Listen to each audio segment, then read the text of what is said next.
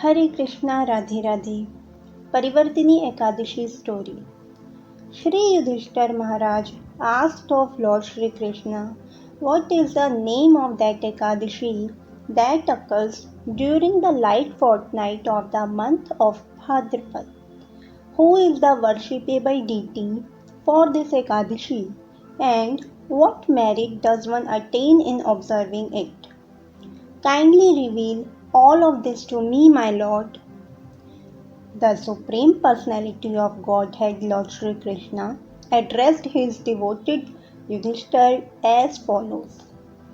This Ekadashi is called Vaman Ekadashi and it bestows upon those who observe it both great merit and ultimate liberation from material bondage.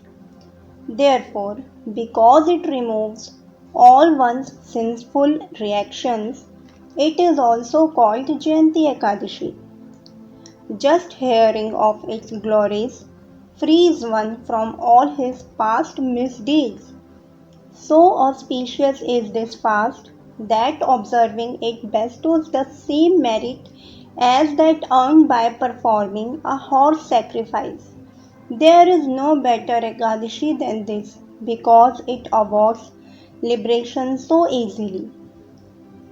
Thus, if one truly desires freedom from the punishing material world, one should fast on Vaman Ekadashi. While observing this holy fast, a Vaishnav should lovingly worship the Supreme Lord in his form as Vamandev, the dwarf incarnation whose eyes are like lotus petals. By doing so, he worships all other deities as well, including Brahma, Vishnu, and Shiv, and at death he undoubtedly goes to that abode of Sri Hari. In all the three worlds, there is no fast that is more important to observe.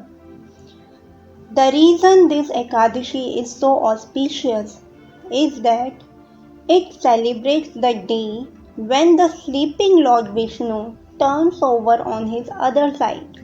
Thus, it is also known as Parivartini Ekadashi. Maharaj Yudhishthir then asked of the Lord, O Janardhan, please clear up a question I have.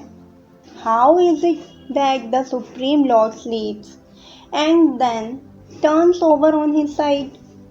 O Lord, when you are asleep, what happens to all the other living entities? Please all tell me how you bound the king of the demons, Bali Dattaraj, as well as how one may please the Brahmans. How does one observe Chaturmas, which you mention in the Chaturmas Mahattam of the Bhavishya Puran? Kindly be merciful to me and answer these questions. The Supreme Lord replied, in the Treta Yuga, there once was a king of the name Bali. Though born in a family dynasty of demons, he was very devoted to me. He sang many Vedic hymns to me and performed the home rituals just to satisfy me. He respected the twice born Brahmins and engaged them in performing sacrifices daily. This great soul had a quarrel with Indra, however, and eventually defeated him in battle. Bali took over his entire celestial kingdom, which I myself had given to Indra.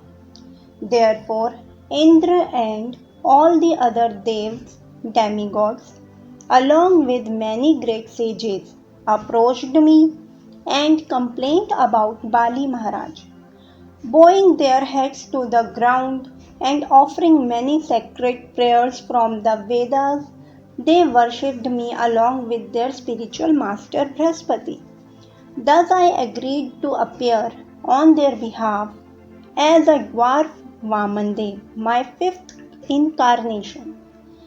King Yudhishthir further inquired, O Lord, how was it possible for you to conquer such a powerful demon, and only by coming in the form of a dwarf Brahman? The Supreme Lord replied, Though a dwarf, I was a Brahman, and I approached that pious king Bali to ask him for alms in the form of land. I said, O Daitya Bali, please give me just 3 steps of land in charity. Such a small piece of land will be good as all the 3 worlds for me. Bali agreed to grant my request without lengthy consideration. But as soon as he vowed to give me the land, my body began to expand into a gigantic transcendental form. I covered the entire earth with my feet, all the Bhuvarlok with my thighs, the Swarg heavens with my waist, Maharlok with my stomach, Janalok with my chest, Tapolok with my neck, and Satyalok with my head and face.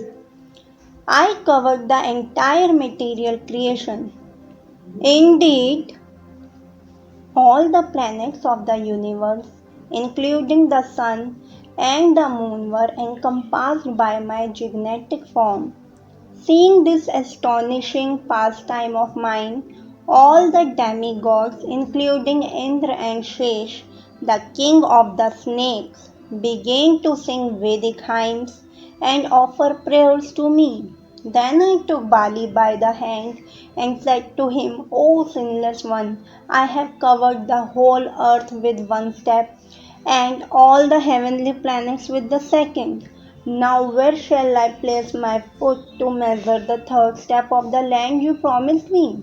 Upon hearing this, Bali Maharaj bowed down in humility and offered me his head to place my 3rd step. O Yudhishthir, I placed my foot on his head and sent him all the way to Patal Lok. Seeing him thus humbled, I became very pleased and told Bali that henceforth I would permanently reside in his palace. Thereafter, on Parivartini Ekadashi, which occurs during the light part of the month of Bhadra, Bali, the son of Virochan, grandson of Prahlad, installed a deity form of me in his residence. O king, until Haribodhini Ekadashi, which occurs during the light part of the month of Kartika, I continue to sleep in the ocean of milk. The merit one accumulates during this period is particularly powerful. One should therefore observe Parivartini Ekadashi carefully. Indeed, it is specially purifying and thus cleanses one of all sinful reactions. On this day, the faithful devotee should worship Lord Vamandev, who is the Supreme Father, because on this day I turn over to sleep on my other side.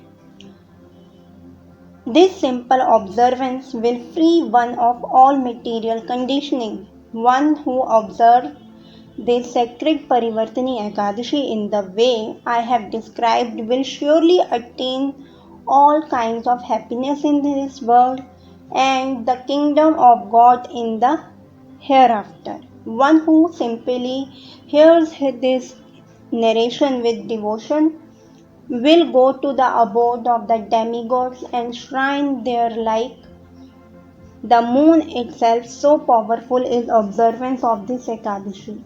Indeed, this observance is as powerful as the performance of 1,000 horse sacrifices. Thus ends the narration of the glories of Parivartini Ekadashi or Vaman Ekadashi, which occurs during the light part of the month of Bhadrapad from the Brahma Vaivarta Puran. Hare Krishna, Radhe Radhe.